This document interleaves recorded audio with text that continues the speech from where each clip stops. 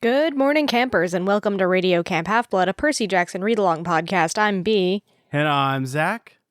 And this week we read Chapter 9 of The Battle of the Labyrinth, I Scoop Poop.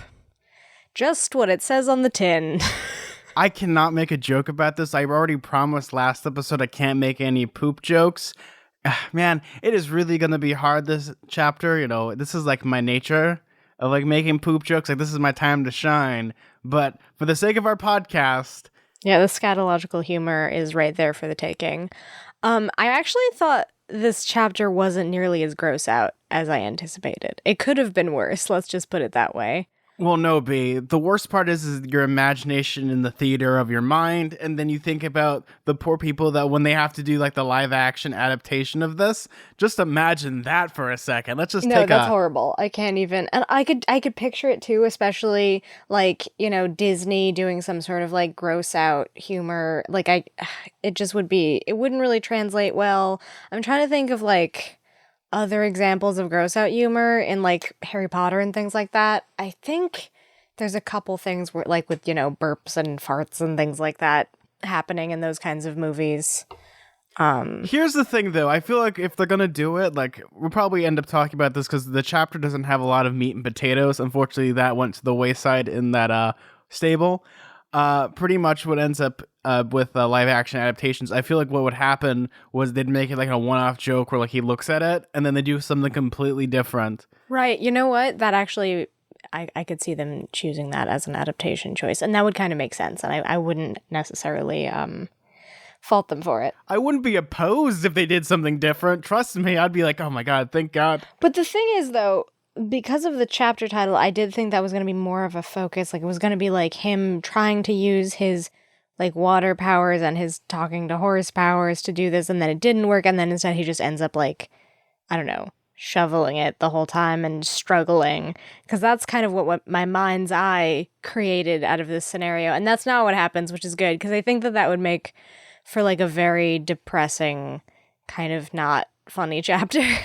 Now, if I had the opportunity to write this scene and for some reason I have carte blanche, what I would do is I'd make it like a Disney princess song, like, whistle while we scoop, do-do-do-do-do-do-do. Yeah, exactly. Like, that's how terrible my mind would be. I'm happy that Percy Jackson finds an alternative that pretty much, you know, instead of like doing the, you know, the holy thing of God's work and nuking it from orbit, and so no one can even breathe in the fumes, they'll just have spicy radiation to worry about. So I appreciated that we do start off the chapter with Percy immediately trying to use his horse speaking powers or whatever. I guess he communicates in his mind. I don't exactly understand how it works, but because Poseidon helped create horses, then he can talk to horses, and he goes over there, and normally he's like, oh, well, son of Poseidon, I'm gonna get the special treatment, and he can still talk to them, and they're still friendly, but they're friendly in a way where they're like, you're delicious, seafood, which I thought was like kind of an adorable, hilarious take on his previous interactions with people like, or with horses like Blackjack. Don't worry, Percy, I'll save you. I mean, I will save you. Let me eat your face. This is like the great stuff that I think about is like how in this chapter alone, Percy Jackson using his, you know, dad as pretty much like he's like flexing doesn't work at all in this chapter. Like, oh, no, well, they don't, because there's the part with like the Naiad and she doesn't really want to help him. Like, just because your dad is like Poseidon, like that doesn't mean I can help you. Same as with the horses. She's like, that's happened before and I won't fall for that. Yeah, I liked the Naiad character. That was like a fun detail. Honestly, I didn't expect that much world building in this chapter, so I was pleasantly surprised by the whole thing about them explaining that that's how Hercules was able to clean the stable, was by bringing the river to wash it all away, and then it's sort of like the foil is the Naiad being like, oh, well, this has happened before. Yeah, and if we do it again, I'm going to get sick like last time, because once again, mythology kind of repeats itself, so obviously history is going to repeat itself. So she's like, fool me once, shame on me. Fool me twice, shame on you. Yeah, it is sort of like a continuation, too, of the theme of, like, half-bloods in general kind of having, like, an entitled chip on their shoulder. Like, when he encounters the Naiad, she says, oh, Oh, save it, sea boy. You ocean god types always think you're so much more important than some little river, don't you? Well, let me tell you, this naiad is not going to be pushed around just because your daddy is Poseidon. This is freshwater territory, mister. The last guy who asked me for this favor. Oh, he was way better looking than you, by the way. He convinced me, and that was the worst mistake I've ever made. Do you have any idea what all that horse manure does to my ecosystem? Do I look like a sewage treatment plant to you? My fish will die. I'll never get the muck out of my plants. I'll be sick for years. No, thank you. I love her sassy attitude. It's such a great interaction. She like totally like mic drops, but also here's the thing that I love about this is it's such an out of body experience than what we're so used to with Percy Jackson and how, he's the hero, but you never understand like the repercussions of like what Of what he demigods does, actually exactly. does. Like, oh, it's And like that's he such does a gr- clever thing, but what does the clever thing do to everybody else around him? Like, he might solve his problem easily, but in one sense it does solve problems, but I do enjoy like the idea of like being like a fly on the wall and like seeing like really what happens. I think there was like I want to say they used it for Spider-Man Homecoming, but they were gonna have like I think it was a show or it was a comic where pretty much it's like instead of following the superheroes, it follows the people cleaning up the superheroes' messes, like the cleaning crew. yeah, just the destroyed city. Yeah, that's totally the vibe that I got from her sort of describing the aftermath of like the condescending hero who doesn't really think about his actions. Yeah, and that's the cool thing when it comes to Percy Jackson here is like we're so used to the idea of like the super demigod that can do anything, but then you look at the collateral damage that they leave in their wake. Like just an example of this is the Lightning Thief, there's probably millions of dollars of collateral damage Percy Jackson did. Oh, for sure. So much property damage. Absolutely. Like, that's the thing, is there's like a lot of like little clever things that Percy does that you think and you're like, wait, that would probably be really bad. Like the repercussions of that if you thought about it for more than a second. But because he's a demigod and pretty much has carte blanche to do whatever he wants, including may or may not murder people, because remember, Sally Jackson does murder Gabe, and there's Yeah, no she does. repercussions. It would be kind of cool to have, like, in the second book or the third book, like, the police come to interview her about Gabe, and that's kind of like a subplot. I guess no one cares about Gabe. I guess that's the justification for no one giving a crap. I mean, but yes, he is like a terrible trash person who now is probably a lawn ornament, but you see like the dilemma when it comes to like demigods solving problems. Like here with the river, is that once again everything there's like a cause and effect. yeah. And I enjoy this in this chapter. Instead of like Percy Jackson, cutting the Gordian knot and just destroying the stables, he figures out a nice way of doing it. Yeah. I also liked that he compares the Naiad to Rachel Elizabeth Dare. He's like, wait, here, let me find the thing. It's Yes, good old Red. the way she talked reminded me of my mortal friend Rachel Elizabeth Dare, kind of like she was punching me with words. Well, isn't that what Rachel does? She punches people with words. Oh, absolutely. I think I really like whenever Percy interacts with like a very strong-willed female character because can be very, I don't know, self-assured and like, oh, I know the way to do this and doesn't really think about his actions because again, he has like this kind of like weird cleverness where he thinks of solving like a solution to his problem without maybe considering other people, and then to sort of meet his foil, whether it be with this Naiad, with Rachel Elizabeth Dare, even to some extent to Annabeth, or in other books, Talia, like just his interactions with characters who are like, no, you don't want to do that, but, you think you're hot stuff for doing that. I mean, that even, the last book too, Zoe was definitely had that same attitude of like, oh, these heroes going around and thinking that they own the place. I think that's a satisfying sort of counterpoint to his personality. I like it that Percy Jackson is to the point of where he's like really cocksure of himself, to the point of where when someone actually gives him a good idea, like, he stops and thinks about it, because he could easily be like, step back, small weird naiad child. This is man's work. I'm gonna figure out a way to like Well, pull he's up this never river. been that way exactly. He's just always been a little bit like short-sighted, I guess. Yes, and what I was trying to get at here was that it's never really like that in the book at all. Like that's when someone's like talks to Percy, it doesn't matter what gender they are, they end up like coming up with there's a better solution. Percy Jackson's always willing to hear that. It isn't like he talks with like his sword first and then solves a problem himself. Like, he isn't like that type of like egotistical maniac. I like that in this chapter he like understands, like the Naiad starts to explain all the things. He's like, you know what? You're actually kind of right. I'm not going to use your river. I think that's a good idea. Oh yeah, well I also like that he realizes that she seems a little bit of afraid of him. Like the what does he say?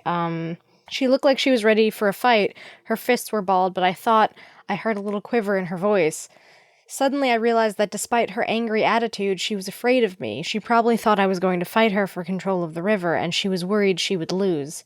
The thought made me sad. I felt like a bully, a son of Poseidon, throwing his weight around. I sat down on a tree stump. Okay, you win. The Naiad looked surprised. Really? I'm not going to fight you. It's your river. She relaxed her shoulders. Oh, good. I mean, good thing for you.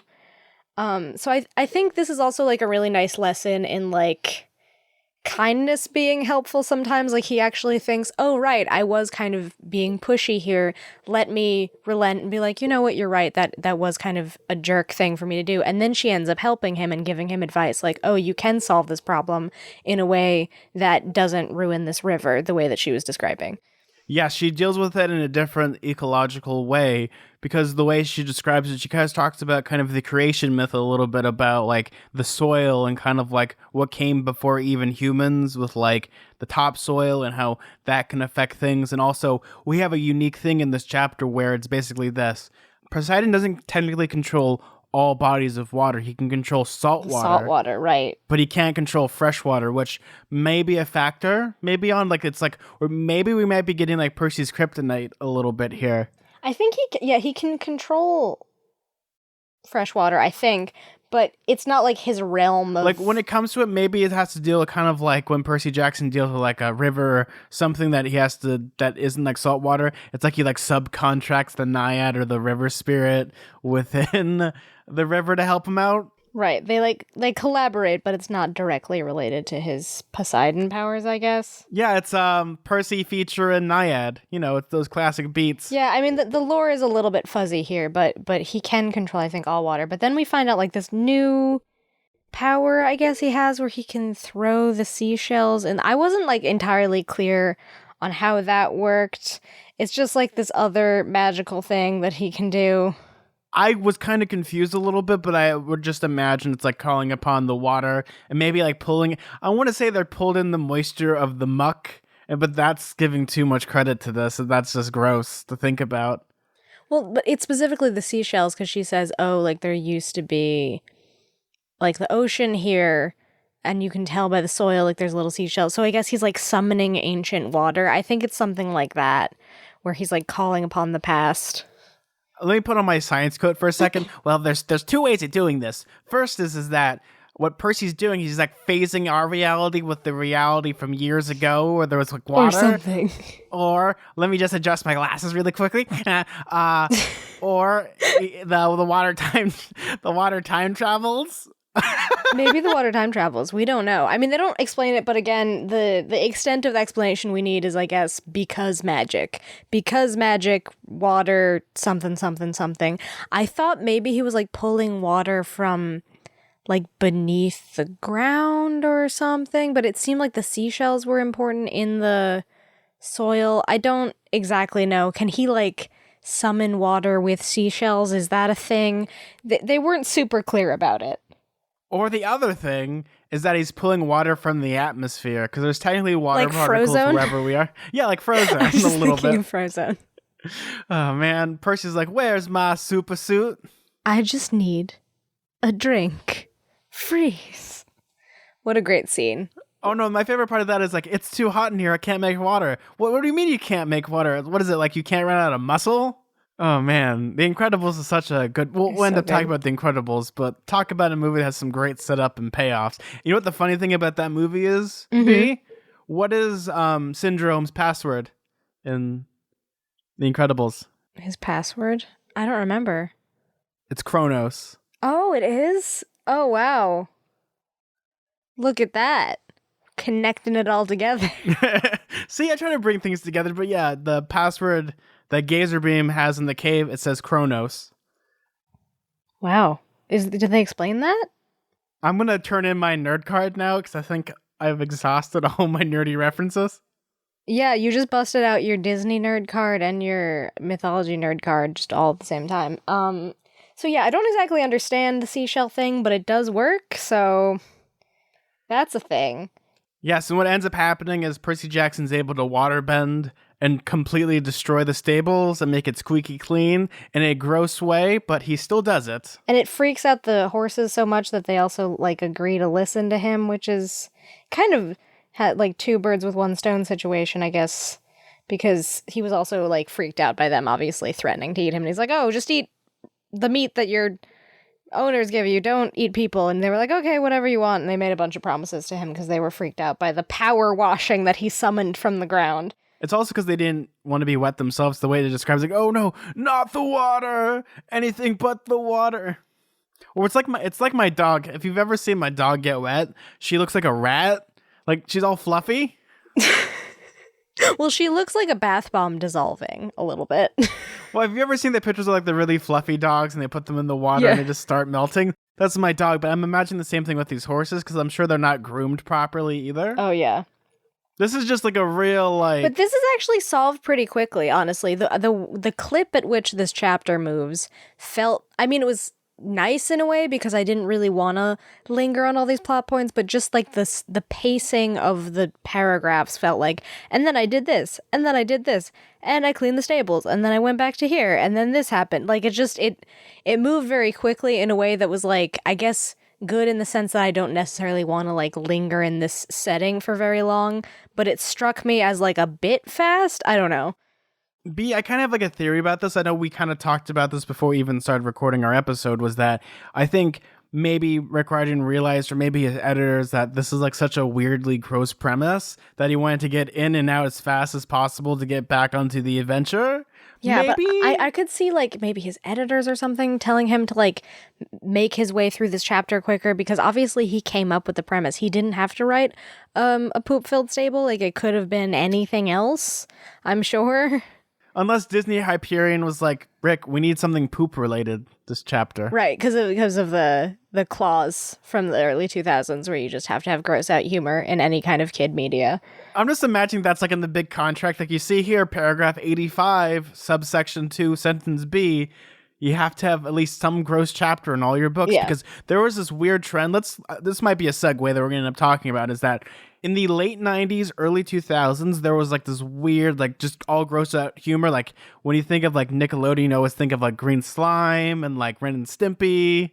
Yeah, I don't know what the obsession was with like just goop and glop and like sort of scatological humor and that kind of thing. I mean, in general, that's I guess popular with kids, but it felt especially like present in the culture at that time, which was weird as a kid growing up because I was not that kind of kid who wanted to get messy. I was like I have OCD, so I'm just that kind of person. Like I don't want to be sticky. I don't want to be messy. I don't want dirt on me. So it just was really funny that like the universal kid thing always seemed to be like, oh, you just want to get messy. You find messy things fun. You find poop jokes fun. And I never was that kid for some reason. I don't know. I never really related to that. I've never been that kid, especially like now I'm just desensitized to all that stuff, especially just watching horror movies. Like something terrible will happen and I might laugh. You've seen me laugh at terrible things on the screen. Absolutely, I have. And so my theory about this is that maybe it was like after like the high of the cocaine use of the 80s, all the people and all the animators were like coming down and I'm just like, this is your running theory? Yeah, this is my running theory, is like everyone was like getting off that high. And they're just like, because like there's like shows like Cow and Chicken where they eat butts.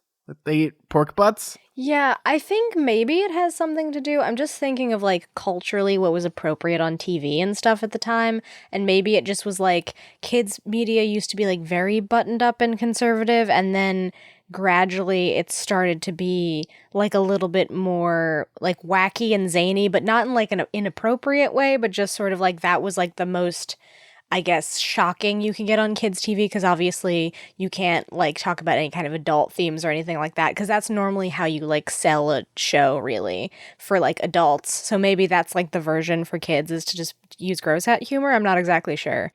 I might be getting this wrong, but I feel like this started to happen with the fall of like Hanna-Barbera, where the studio was kind of collapsing, and then all of a sudden like Nickelodeon and Cartoon Network started to happen. So they were getting people from colleges who were just, I don't know if they were like Who were insane. weirdos and insane, because then you have people like I always forget the guy that invented Invader Zim, but like if you ever read a single comic that he ever made before Invader Zim, Oh, it's truly deeply messed up. Yeah. and you're just like, yeah, let's give this guy a kids show, and now we have a bunch of effed up kids. Yeah. You know, for kids. I mean, to be fair, they gave Roald Dahl the ability to write for kids, and if you've ever read his book for adults, well, his 2 books for adults, and his short stories, why? Why would you do that? Why would you allow that man to do what he did? And then it kind of culminated in the show that we all love, you know, The Misadventures of Flapjack, which is just a drug trip that is terrible. Have you ever watched Flapjack? That was the one with like Alex Hirsch and the guy from Over the Garden Wall decided to make a cartoon together. Yeah, it's incredibly surreal. But anyway, that's like another sidebar. But I see what you're saying, that it was like a popular thing. The thing is, it feels like it's less of a thing now, but I'm also not a kid, so maybe I'm wrong. So if you're like a kid now who consumes that kind of media, you tell us if that's still popular, because I couldn't say. I want to say no, because a lot of that stuff, like this stuff isn't going to fly in like 2019, because a lot of that stuff is just gross and like untasteful. What I've noticed, because I've watched some Cartoon Network shows recently, because I was at my friend's house and his brother is about the same age as like most people are probably watching Cartoon Network, is that a lot of it's just more like awkward, like Tumblr humor, if that makes any sense. Like it's a little different. Oh, I could see that, yeah. I've heard that like younger generations now have like a drier sense of humor, which I can kind of see based on like the vines that the Stranger Things kids make and stuff like that. You know, just like a different sense of humor entirely. Yes, and then you go back to like things like Cow and Chicken or Cat Dog, and you like look at those shows and you're just like, what did I watch? Especially like Ren and Stimpy. You watch a single Ren and Stimpy thing, you're like, what did I just watch? What? No, yeah, I had a Ren and Stimpy doll for some reason when I was a kid. Like, I wasn't really allowed to watch the show, I don't think, but we had them in my home, and my mom was really freaked out by them because they looked grotesque. Like, they had like veins in their eyeballs and stuff. It was a really creepy doll to have around the house. Kept that next to my Jar Jar Binks doll because that's where I kept all like my horrifying, cursed stuffed animals. I don't know where it is. I think we maybe donated it or threw it out or something, but it was creepy. I like that you have like a Jar Jar Binks doll. I'm just imagining like the scene in Poltergeist, like you turn and the Jar Jar Binks just moves. I think it may have talked at one point. I don't know. Oh no! Like you squeezed it and it like did the horrible accent. Misa, love you, B. Exactly. Yeah, I had that. I had like the Pee Wee Herman doll with the string in the back that you pull and it talks. That's adorable. Yeah, That's but okay. the voice box never worked. So instead of being like, "I know you are, but what am I?" like in a Pee Wee Herman voice, it would be like, "Rah, rah, rah, rah," and it's like that's cursed. So I had a lot of creepy dolls as a child. What, you didn't have a large Marge doll like I did? Ah, man. Yeah, that's a whole new level of horrifying. But anyway, we got a little sidetracked. I like how that Pee Wee Herman has a doll, and that makes my day. No, a lot of people have a Pee Wee Herman doll. Like you literally search Pee Wee Herman doll, and it's like very popular. You can find them on eBay. They're all over the place at like flea markets and stuff. Maybe I might have to buy one just for my display, but kind of like moving back into the realm of like sanity, because once again, this is one of those chapters where you could easily go into the gross out humor. Like, just imagine just the description alone. If Rick Riordan really wanted to mess with children, the amount of like adjectives and verbs and just sheer description could just be the most terrible thing ever. Oh, you mean like he could have gone into more detail about how gross the stable was, but he really doesn't. I feel like he went into more detail in the last chapter about it. Because that's the joke. It's like the place that even like hell doesn't want to go to. And then you actually encounter it, and then I feel like Percy makes his way through this problem very quickly. Well, like he starts to do the thing of like trying to use the water, but then he decides to take the rusty shovel and start trying. Like he tries a bunch of ways. Right, there is that moment where he's like, all right, just another 6,000 scoops to go, or whatever he says. Well, 6 billion, I think, if I remember correctly. It was like a high gajillion number. But even when it comes to the horses, like everything about this, like the scene live action wise, I don't know how you would film it, nor do I think it should be filmed. Like if people want to be really big purists. Yeah, I don't know if it would sell very well. Unless it was like a very quick kind of one-off joke. Kind of like what this chapter is, though. Again, they don't really harp on it as much as you would think. And then it just kind of moves on to more of like the friend stuff of him trying to like rescue his friends. And I guess Nico, who is maybe technically his friend, whatever, his peers. They're frenemies. I like the description of Garyon that he's, so they're making barbecue and he's wearing an apron on each chest with one word on each. So together they spelled out "Kiss the Chef." Oh my god. So good. Such a great image. I feel like there must be fan art of him somewhere out there, and I think that would be really funny to look at. Is it like hyper realistic fan art? Is it gonna be like one of those, like, have you ever seen the fan art of like realistic Pokemon? Oh, yeah. The one artist who actually got hired. You actually got hired by Detective Detective Pikachu, yeah. Yeah, and you're just like, this looks disturbing. But yeah, I do. You know what? I actually do enjoy Garyon. I think he's actually kind of a lovable character because he's like morally gray in a way of where No, he's he's just worse like, than well, morally gray, I would say. Because he also double crosses them.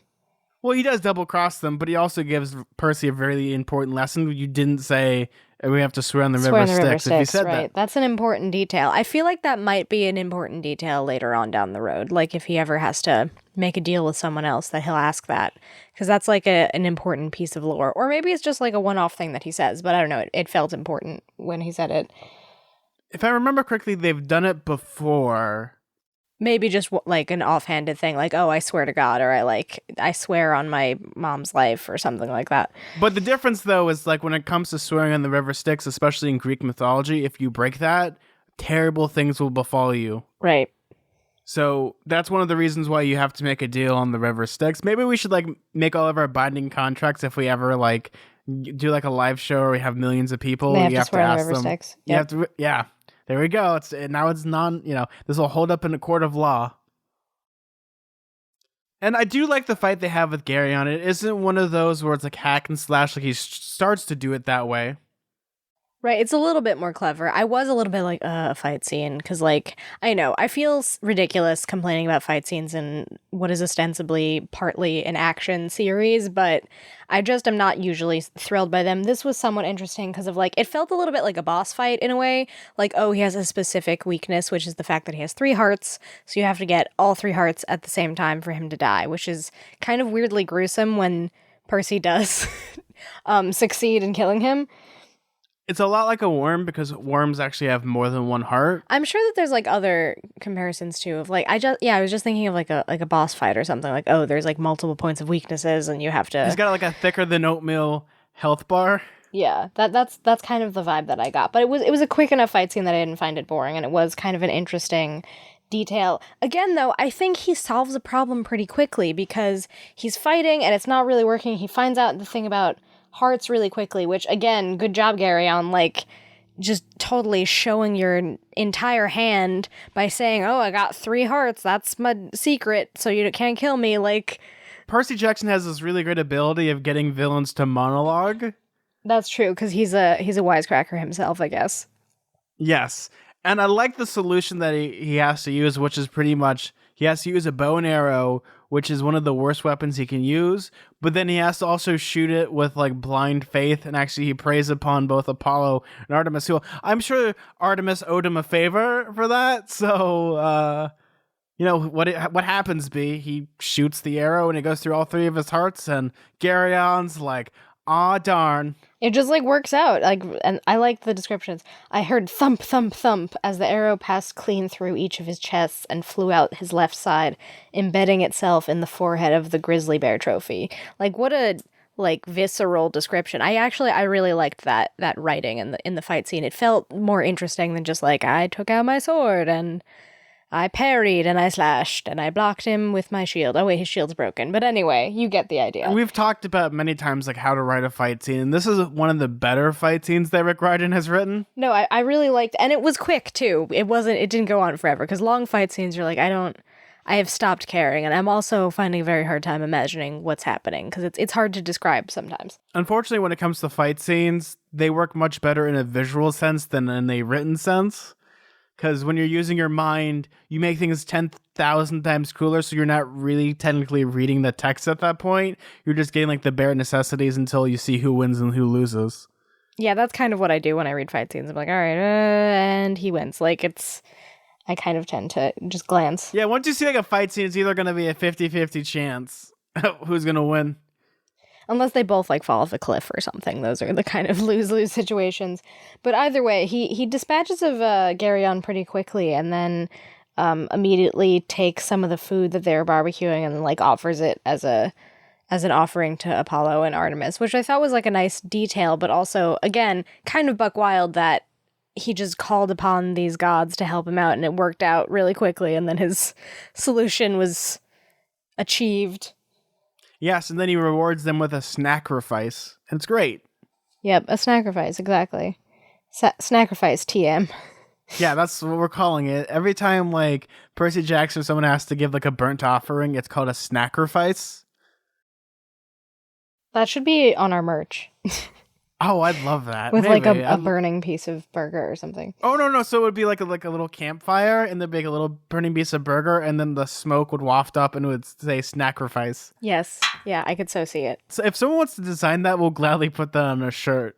So after all that, Garyon's little spooky sidekick doesn't really want to help him because he doesn't like him all that much. What's his name again? Eurytion? I forget what we decided to call him. Eurytion? I think it's Eurytion. Whatever. This guy over here, the cowhand. Remember we called him Grandpa Yeehaw. I think they call him the cowherd, which sounds too similar to coward in some ways, but... Maybe that might be a play on words, because remember Garyon tells him to, like, kill Percy, and he's just like, no, I'm done with you, pretty much. That was actually the most brave thing that he did. He does kind of stand up for him. Percy did him a favor, because Garyon's the kind of monster that only reforms very slowly, so he has some time to wait. So Grandpa Yeehaw can make that farm as pretty as he wants until it gets all messed up again in about 100 years. I'm pretty sure he's not that old, but regardless. Uncle Yeehaw. Well, he's immortal. That's true, he is immortal. I forgot about that. He describes that he, like, decided to be immortal and then he was stuck on this ranch forever and he hates it. So that's why he doesn't really care about... Oh, so he's pretty much in his own eternal hell. Yeah, exactly. He kind of just cursed himself with immortality. B, remember what our catchphrase is at the end of the... Keep staying mortal. Episodes? Keep staying mortal, everybody. Yeah, nobody wants to be immortal. It's not a fun time. I would never want to be immortal. It doesn't... It sounds depressing and boring at the same time.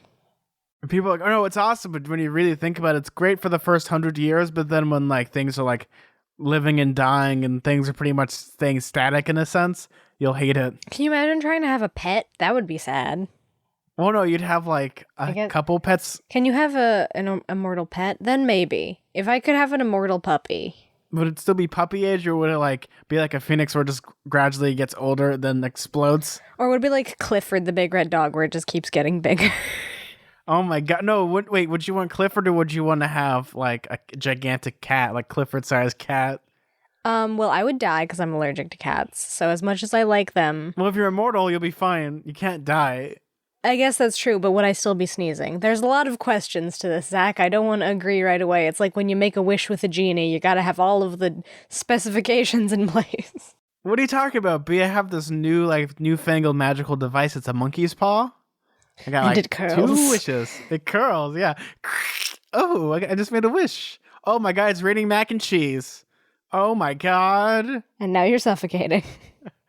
Oh man. Oh, it's blotting out the sun. Oh man. Oh.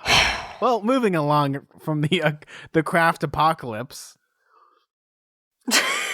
Like, there isn't really much to say about this chapter because, like always, it's almost formulaic in how Percy has a problem, then Percy solves it. He solves it so quickly in this. I feel like there's 2 big problems that he encounters in this chapter, and it still moves incredibly fast. Like, he just kind of is like, oh, I found a solution, and then the solution works. Like, right away. Yes. Well, once again, we had our theories about this, but also I like the ending of this chapter because Percy Jackson doesn't fight Nico. They finally talk it out, and it's great.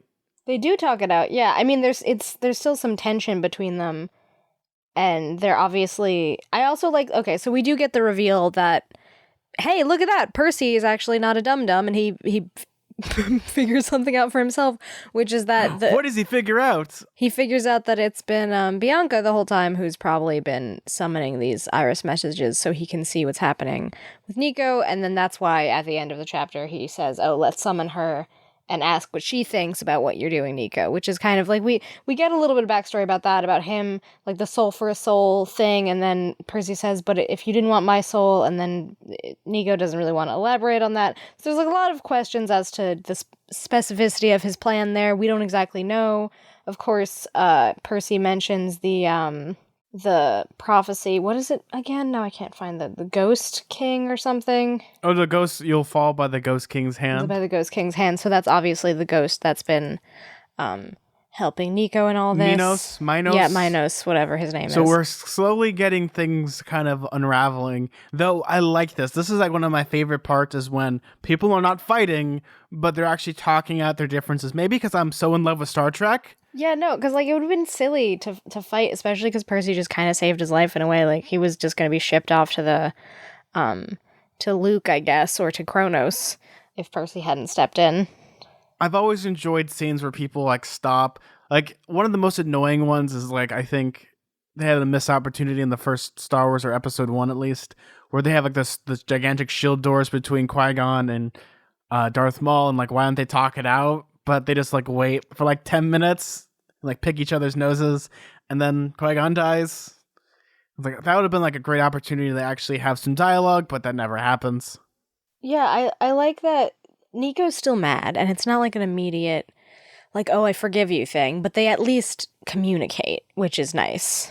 It's not like, oh my god, thank you, Percy. You know what? I was wrong the entire time. I love you, Percy. Yeah, exactly. I was wrong the whole time, because that would have not been satisfying either, because he would have just gone from, like, I'm emo, full-on, like, sad Harry Potter in the later movies, or whatever. There's, you know. There's a real, like, Black Parade situation. A real what? Black Parade situation? When I was a young boy, my father took me to the underworld to see a spooky ghost. When I think of that now, I think of like, have you ever seen the video of the emo kid like in the cemetery, like poorly singing that song? No, but I want to. I'll have to send it to you. I also don't want to. I don't know. I might die of secondhand embarrassment, but I just feel like I need to see it for my own anthropological purposes. Like, I like Nico. Like, Nico's like that weird, like, emo kid. Like, he's in the right. Like, we probably would have hung out with him. He's like so edgy. Probably. I don't know. There were some emo kids that even I was like, all right, you're a bit much, aren't you, buddy? Like hair over the eyes, like that weird like bowl cuts. We always talk about when I first met Sarah, how I was like gradually escaping my emo phase and she was still in the thick of it. And I had like a 5-minute conversation with her and I was like, wow, that was annoying. I like actually really didn't get along with her when we first met. And now we're best friends. To be fair, we were both pretty insufferable in high school. So we've really grown since then. It's funny to think about like the super emo kids, like the stereotypical emo kid, like they've dyed their hair pitch black and like they have hair over their eyes. Like I know a couple of them now. Yeah. One of them's about to become a doctor. And they still look weird. emo? No, they got past that. Okay, because that would be buck wild. If you walked into like a hospital and you saw an emo kid, but like with a like white jacket, I wouldn't be able to handle that, I don't think. Hi, I'm Dr. Roar XD. Oh my god. Roar means I'm your doctor in Dinosaur. Oh no. Oh, this is terrible. Oh no, that's horrible. Maybe that might be a shirt too now, I feel like. Roar means I'm your doctor in Dinosaur. No, there's your show. You have the emo kid show. Sir, this is like such a sidebar, but I was accidentally emo looking, I think. Like, I kind of was, like, I wore, like, whatever, the same Green Day sweatshirt a lot of the time in middle school, but I wasn't, like, full on, you know, with the dyed hair and the piercings and the drip pants and all of that. It just, people kind of thought I was trying for that look because I'm very pale and I have dark hair. I was not dyeing my hair. I was not putting on pale foundation. I was not putting on eyeliner. I just have dark eyelashes. I just inherently have a goth sort of aura to me, and this was confirmed recently when I saw a thread on Twitter where they were like, post a selfie and have people tell you what kind of Pokemon trainer you'd be, like what type of Pokemon. And like everybody said ghost type. And I know for a fact it's because I'm pale. I know it. I just have to accept it. So, maybe me and Nico are similar that way. We're just sort of destined to be ghost types. Yeah, no, Nico is like the poster child to like emo kids. Maybe that's why people like love Nico so much. Like there's obviously there's other reasons why people like Nico. But when it comes to like Nico, I do enjoy that. Like he has like this weird like angst to him, but it's also because he's a teenager and can't help it. Everybody has angst. All these kids have angst. They all have problems. So I don't know. I liked that they don't reconcile, but they at least start to communicate. I don't know. I'm interested to see where this goes now that he's kind of a part of their party and he's not just off in like the underworld or just like listening to some spooky ghost telling him to do things. Like we have more of a direct line of communication with him. We'll figure out kind of what's going on. And then hopefully we're going to encounter Bianca in the next chapter, but I guess we'll see how that goes. I'm just imagining Minos is just like, he gives him peer pressure. Hey kid, want to listen to Green Day? You sounded a lot like Beetlejuice, which is kind of a good casting choice for that character. Are you being serious? It's showtime! Yeah, that sounds a lot like Beetlejuice. So that brings us to what the name of the next chapter is. Do you want to know? Yes. And B, what is the name of the next chapter? Next chapter is chapter 10. We play the game show of death. Oh, that sounds great. Oh, that does sound like Beetlejuice. I feel like it's going to pop up and like spin a wheel or something. Yeah. Oh man, like what would you okay, here's a question though. What game show would you want it to be? Because I'm a person that likes The Price is Right. I'm not the biggest fan of The Price is Right, honestly. I hate Wheel of Fortune a lot. I think Pat Sajak has a big dumb head, and I don't like him. He gives me a bad feeling. I guess Jeopardy? I'm like that kind of nerd that really likes Jeopardy. You're like Jeopardy? How about was it Hollywood Squares? Oh, I love Hollywood Squares too. Or like Match Game 77 or like all those other match games from the 70s. Those are so great. Have you seen those? With the big long microphone? Yes, I used to watch the Game Show Network. I have a bad feeling we're going to talk about like game shows because do you remember Tic-Tac-Toe? Game was like Tic-Tac-Toe? What? Wait, isn't that Hollywood Squares though? No, they also had a game show where it was Tic-Tac-Toe before Hollywood Squares. And you had to like answer trivia or something to get like an X or an O or something? I don't know. No, it was straight up. It was just you just pick it? Yeah. Well, that's silly. Yeah, I miss all like the trashy early 2000s game shows that were like really intense, like Dog Eat Dog. Do you remember that? Where they like did like a trivia show and then they had to like do these really intense feats like eat just bugs or yeah. I remember this, bungee like Fear jump, Factor? things like that. You remember Fear Factor, B? Yeah, I wish I couldn't remember Fear Factor. I feel like Fear Factor is probably the closest you would get to the game show of death. Yes, B, though Japanese game shows are completely more insane than ours. Oh, that's true. Wait, like, isn't there that one where they go around trying to figure out what's made out of chocolate? That was yes, I love that one. Well, that's when they have like that reaction gif of like the guy eating the biting door into handle. the door handle. And he's like, chocolate. Though the best game show ever was B. Do you know what my favorite game show of all time is? Oh, I don't know. There's so many. They many. made a movie about it a couple of years ago. I don't know. I can't think of it. Legends of the Hidden Temple. Oh my God, Legends of the Hidden Temple. That's a good. Well, speaking of like Nickelodeon gross out humor and stuff, there was all sorts of like Double Dare and stuff like that. Which Double Dare is fascinating because if you want to know something interesting that will make the show either 1,000 times more interesting or 1,000 times more sad, is that the host of that show is a neat freak, and he has a hard time getting messy. So when you watch him, Oh wait, do you mean Mark Summers? Yeah, Mark Summers. Mark Summers has OCD. Yeah, he has like a book about it. Yeah, and just watching him like hug people and like just seeing like the horrified looks on his face. Wait, why are there so many game show hosts with OCD? Howie Mandel also has OCD, and he's Deal or No Deal. Oh well, yeah. There's also Deal or No Deal. Well, Howie Mandel's also an interesting Maybe I could fellow. become a game show host. Apparently, the only qualification is to be like vaguely funny and have obsessive compulsive disorder. That's practically my resume. Oh my God, we're on to something, B. I'm too busy doing Nick Arcade where I have the green screen. Do you remember Nick Arcade, B? Vaguely? I don't really remember that one. That's the one where they got like a bunch of like knockoff arcade games and they would have like video game competitions. I don't remember that. And I watched a lot of game shows as a kid. And B, what was the main prize if you won one of those Nickelodeon game shows? I don't even remember. Like a bike? Usually? No, B, you get to stay at the Nickelodeon Hotel in Orlando, Florida. That's true. You just get to stay at Disney, which is like, I guess, a big deal when you're a kid, but I would much rather have a cash prize, personally. Oh my god, we sound like a bunch of old people. Remember this game show? Well, I was talking about Match Game 77, which truly was way before I was even born. I really want them to bring it back, though. That would be hilarious if they just had, like, a panel of a bunch of different modern celebrities. Though, I guess the modern example of this is I actually had one of my teachers go on Wipeout. Remember Wipeout? Oh, I wish I didn't. The obstacle course? That's not a game show, but... It's close, though. It's like, it's of the same... It's the same trashy. idea. I love just it. Trashy games that you play on TV for money and fame. Where people get horribly disfigured.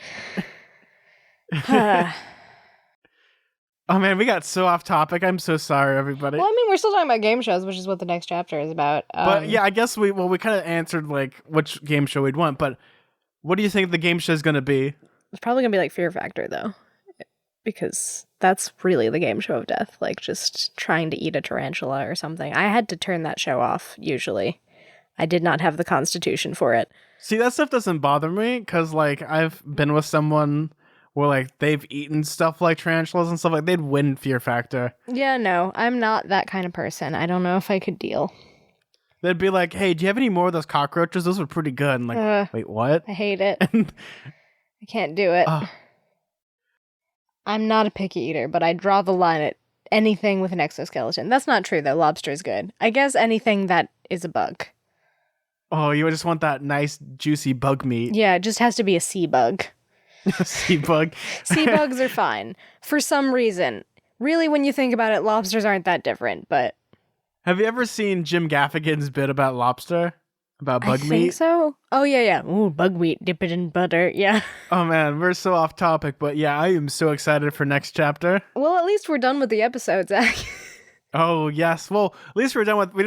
Surprised to this entire chapter, we did not talk about poop in graphic detail. Well, I think we just didn't want to. No, and you know what? I'm sure the families are like thanking us, and the kids are just like, "Oh man, I want you to talk about poop." They don't really talk about poop that much in this chapter, though. Fine, you want to talk about poop? We'll talk about poop. People order our patties. People it's order a our hamburger. patties. It's yeah, poop. That's what it stands for. I actually got in trouble for saying that in school because people didn't realize I was referencing SpongeBob. Really, though? Yeah, people kept complaining that I was talking about poop, but I was saying... Everybody Poops is like a book for children. Back when in elementary school, when that episode came out, I was so fascinated with that acronym, and I don't know why. Like evil, every villain is lemons. Yeah, every villain is lemons.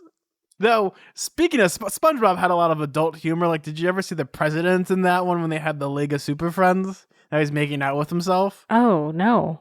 I don't remember that. I think I've repressed a lot of the messed up stuff that I watched as a child, because if I didn't, I don't know if I'd be able to talk to you. Oh, no, there's like a lot, like, especially in SpongeBob, there's a lot of adult humor. Yeah.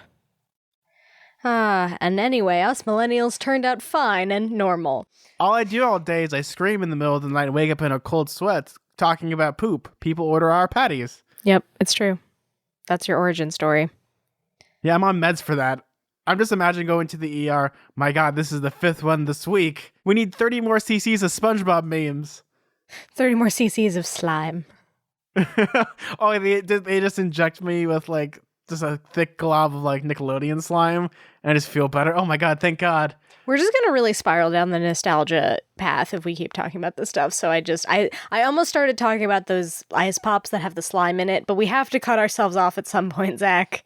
We have to end the show. Oh no, B, we'll be here forever. We'll end up having like a 6-hour episode. Remember this thing? Remember creepy critters? Remember the easy bake ovens? But speaking of that, did we get any emails for this week, B? So yeah, we got another email from Tubi Pencil, friend of the show, who's been listening for a long time, actually. Almost from day one, I kind of from remember. Like the beginning, yeah. Hey Zack and B, it's been so long since I sent the last message, but I hope you are all well. Since the last episode, we talked about Cyclopses a lot, and I'd like to share some fun facts about them with you guys. As we know, in the Percy Jackson universe, Cyclopses are the children of Poseidon, but that's not always the case. In Hesiod version of the myth, the Cyclopses are children of Uranus and Gaia, and there are only three of them: Brontes (parentheses thunder), I'm gonna butcher these, Steropes (parentheses lightning), and Argus (parentheses brightness). They are also brothers to the Hectaton Kires Cotus. This is like, I do not speak ancient Greek, so bear with me, you guys.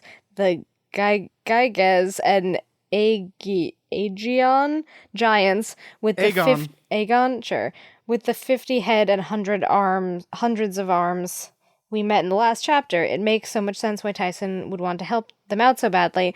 Another version would be in the Odyssey, where Odysseus escapes death by blinding Cyclops Polyphemus, in which I think Rick draws a lot of the myth from. I also attached some photos that I find interesting. If you guys are interested in learning more about the myths, I recommend the book Mythos by Stephen Fry. It is very informative and fun. Oh, that is very helpful, actually. I'm sure it'd probably be one of the things that we should one of these days we should just bite the bullet and do like a mythology lesson. Or you know what? Maybe we should just like sit down and take like a mythology class. Yeah, maybe read this Stephen Fry book after we're done with Percy Jackson, and then when we eventually... Oh, what, in like 18 years? In 18 years, yeah, and then eventually when we move on to the Gods of Asgard, then we can read Neil Gaiman's Norse mythology. I'm just imagining like the second like we start reading the mythology stuff, like we come back to the recording studio and we have like the mega mind head of all the mythology. B, you have to help me. My head's going more towards the right now. I've been reading too much on Poseidon, god of the Brocian.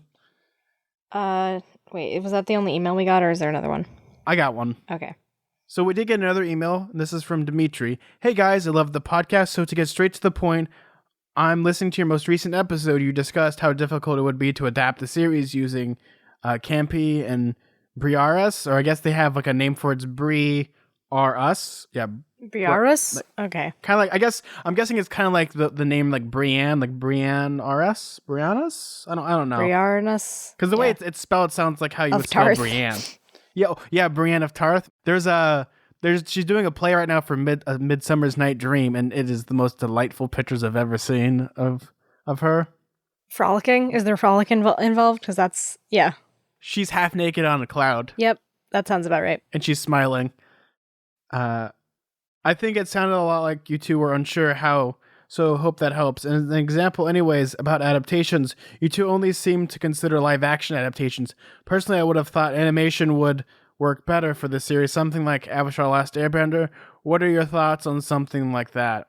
That would be cool. Or even, well, it makes sense, Last Airbender, because like literally they control elements in this. But also even maybe like a Leica kind of style stop motion thing, like what they did with Coraline, would be kind of cool. I never really considered that, but that's something. I'm never unopposed to animation. Like Avatar: The Last Airbender is my favorite series of all time from television. Like, and I'm not even joking. Though the live action movie is one of the worst things I've ever watched in my life. Well, we don't speak of that. No, we do not speak of that. But like, I could talk about Avatar: The Last Airbender for thousands of years. Would I consider it to be a good like animation adaptation? I think it would, but here's the thing though, like I've noticed from like just trying to like pick and choose, like a lot of people making assumptions of what the series should be. Now, how our show is done chapter by chapter, that could never work for like a modern TV setting. You'd have to have like a couple chapters within each episode. It isn't like Series of Unfortunate Events where you can cover one book in one episode. I feel like it's a little harder to do animation at sometimes, though you can do a lot more with animation. Like if you watch like Spider-Man Into the Spider-Verse, like that stuff's amazing, and I would love it to be if it's in like that style. Oh yeah, that's true. Like a different style, maybe that kind of blended. Actually, you know what would be a great style for Percy Jackson? Would be kind of like the art style what they use for ancient Greek pottery. That would be a great art style. Oh yeah, but maybe not quite as 2D, but sort of inspired by that would be really cool. Well, yeah, that would be something like, you know how in like the end credits of like Hercules, like yeah, they exactly. have like that nice little animation, like something like that.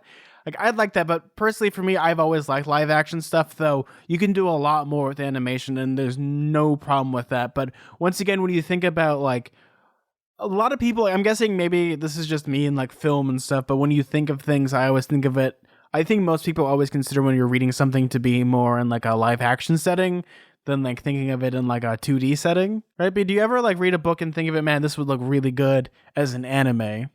I mean, I think of it animated, especially like before they did the Unfortunate Events Netflix series for a while. I thought it might be cool if they did like a stop motion kind of adaptation. Like it might have like done justice the kind of weird settings and stuff. That's the thing is like similarly to Unfortunate Events, there's a lot of like bizarre set pieces that could easily look kind of weird in a live action sort of adaptation, so animation could make it feel a little bit more cohesive as a world. So I don't know, it really depends, but sometimes I just flip back and forth between me imagining it, oh, like this is real life, or me imagining it as adapted in an animated form. The funny thing is, like, it's probably better to do it in an animation style just because here's the problem when it comes to making any film or any TV series with children actors. What happens, B? They age. Oh, they age very fast. It's kind of scary. Like, the person that played Klaus, like, he's now, like, 8'5". Yeah, this is Klaus now, shows a picture of an old man with glasses. Yes. We only had minutes because he had drinking out of the Holy Grail by mistake. He chose the wrong one, so we had to film like really quickly. That's why they filmed season 2 and 3 so quickly for Season of Unfortunate Events, even though they were like a year apart. But yeah, well, I'm just personally, for me, I like animation. But that's actually a really good question. There's actually a little more to the email, but it actually, I can't show that to you, B, because it's Spoiler. the reading order of how we would do the next couple books. So we'll see how that goes, I guess. Yes. So thank you so much, Dimitri, for that very, very lovely email. B, did we get any iTunes reviews? Yeah, so we got a couple iTunes reviews. One is from Mugadoggy, I want to say, is the username. Megadonkey. Megadonkey, I'm sure that's exactly. So was it Mugadoggy? So pretty much is it like I'm like walking down the street and like Rosie pulls up a knife to me. Give me everything in her wallet. I need to get some kibbles. Give me the treats. Give me the treats. And they say, completely amazing, heart emoji, I heart emoji, star emoji. Dear B and Zach, I've read all the books, and I still go back and read chapter by chapter every week just so I remember what you were talking about. I love the fact that you bring up questions I would have never thought about otherwise. Sometimes when I'm listening, my sister comes up and starts talking to me, and I would tell her to be quiet so I can listen to people rant about my favorite book series. I love you so much. Thank you for doing this podcast. Heart emoji, wave emoji, trident emoji, book emoji, smiley emoji. Those are some good emoticon choices for sure. Those were good. Those emojis are on point, though. Like how my brain always works is like always thinking about like the live action setting of this is just like they're sitting down, they're listening to like us talking about horsing around, and they're like their sister comes in. Oh my god, our house is on fire! Quiet! I'm trying to listen to my favorite show. My stories are on. Yeah, what a nice review. Very sweet. Thank you so much for that lovely review. We actually have another one. This one's from Eagle Feather the Warrior that says, "Hi, Zack and B. I love your podcast. You guys are super funny. Also, while listening to your latest episode, we visited the Demon Dude Ranch. You were talking about how humans were created, and I'm 90% sure that God Prometheus created man.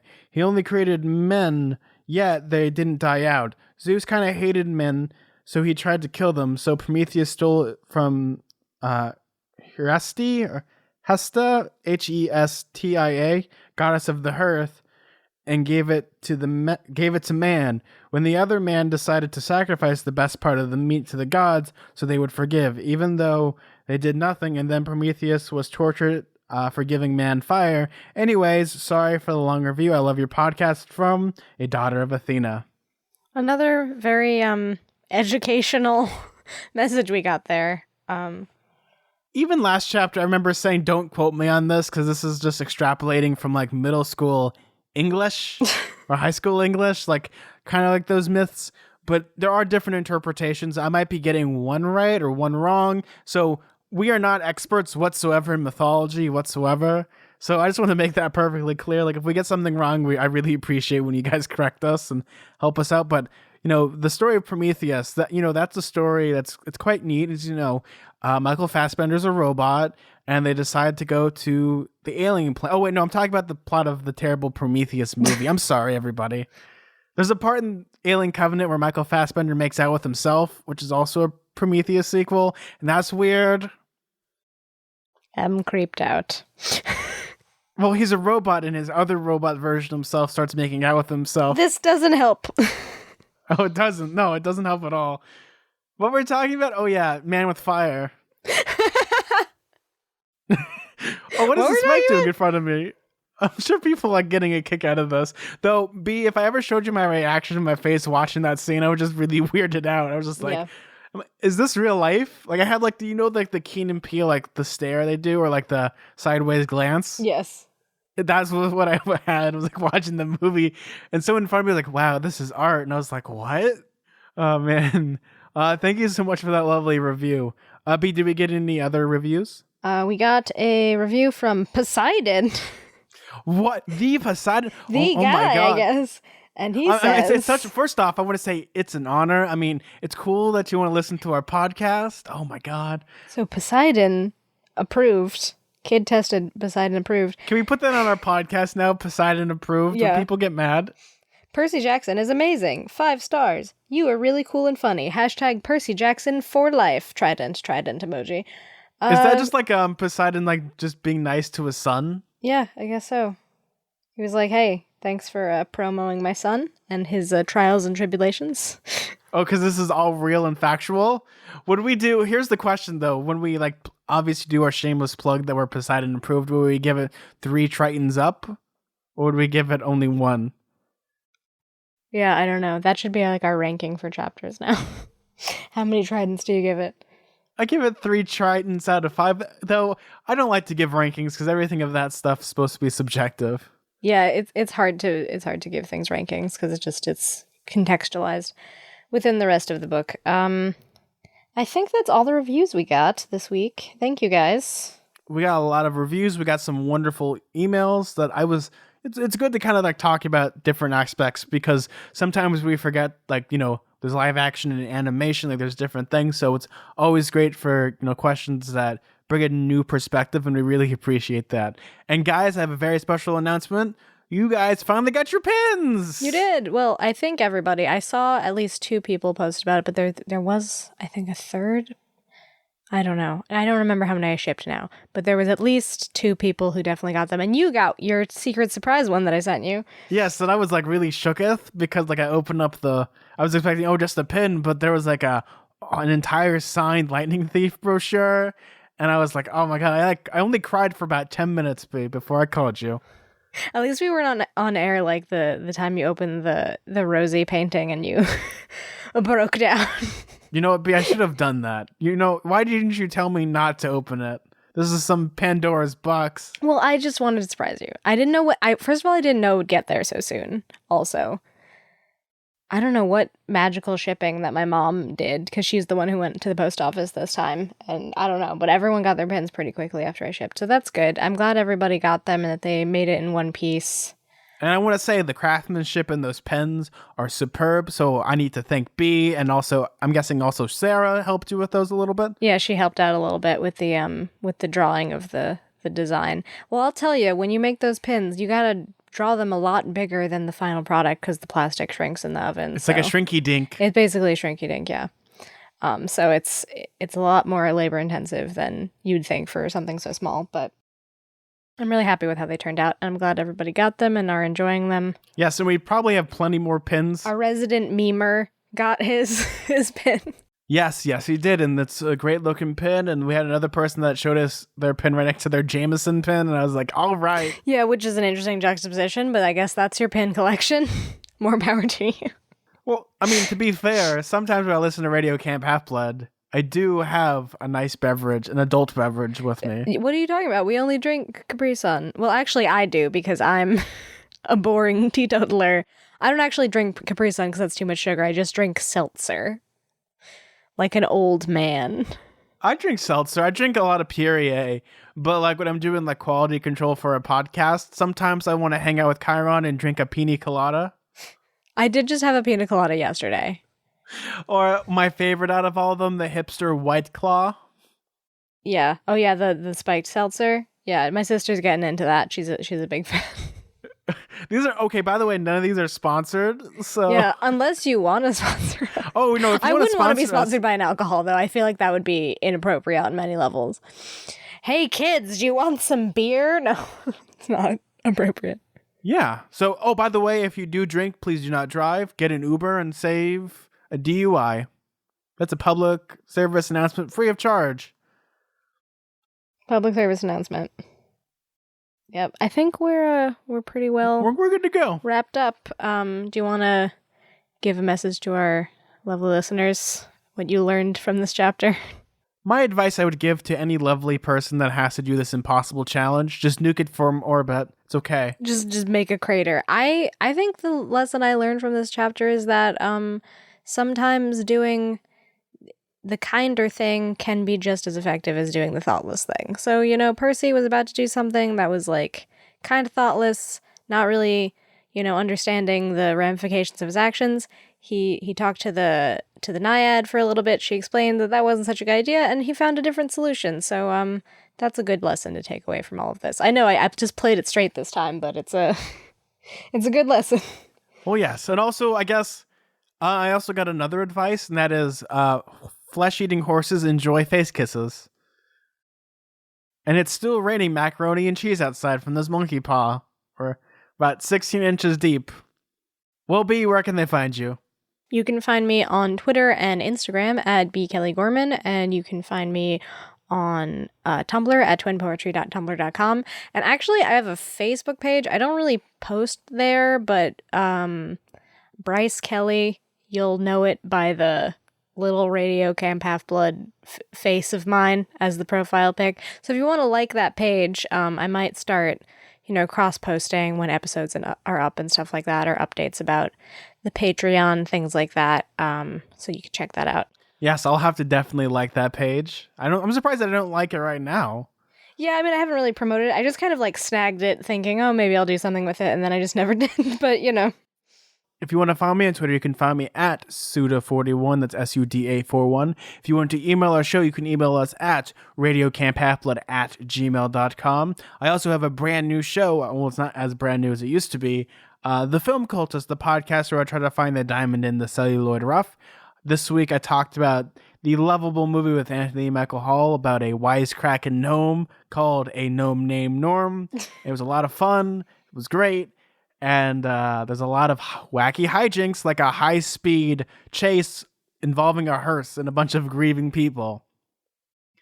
If you want to get all of our pins or early episodes, you can go to our Patreon Camp Half-Blood, where we have a bunch of wonderful promotional stuff if you want to help keep the lights on for our show. We also have t-shirts available at TeePublic, so type in www.tpublic.com/RadioCampHalfBlood, and you will be able to buy a shirt or a mug or a phone case with our faces on it, and it is rad cool. Just decorate your whole house with our lovely, lovely visages. Don't say that, because someone out there probably has already done that and has already made. I actually don't want to know if you've done that. That might be a touch too creepy, even for me.